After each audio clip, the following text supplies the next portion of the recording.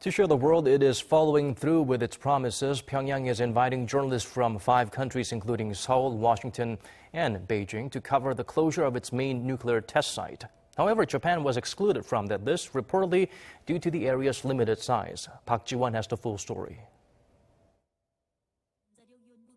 North Korea says it will invite journalists from overseas for on-site coverage of its nuclear test site closure.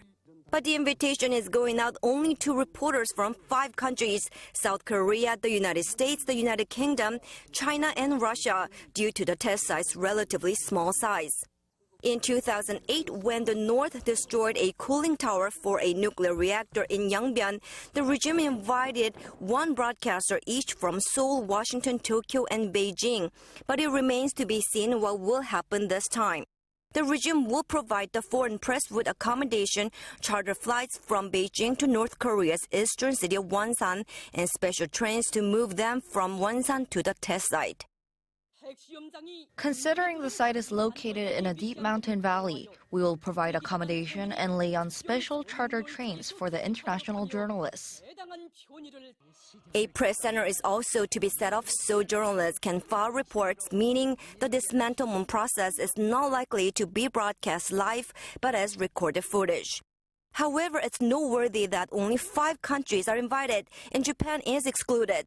Experts say the exclusion shows the thorny relationship between Pyongyang and Tokyo surrounding many unresolved issues, like the Japanese civilians abducted by the North in 1970s and 80s.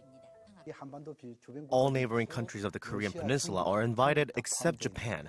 This shows the sour relationship between Pyongyang and Tokyo. Meanwhile, North Korea says explosives will be used to collapse all the tunnels at the Punggye-ri test site, and entry to the site will be completely blocked. The observation facilities, research institutes, and guard units will also be removed. However, nuclear experts are to be excluded, such as those from the International Atomic Energy Agency. Some experts say the action could be North Korea's strategy to minimize exposure of its nuclear capabilities before its summit with the U.S. and any follow-up talks with Washington. Park Ji-won, Arirang News.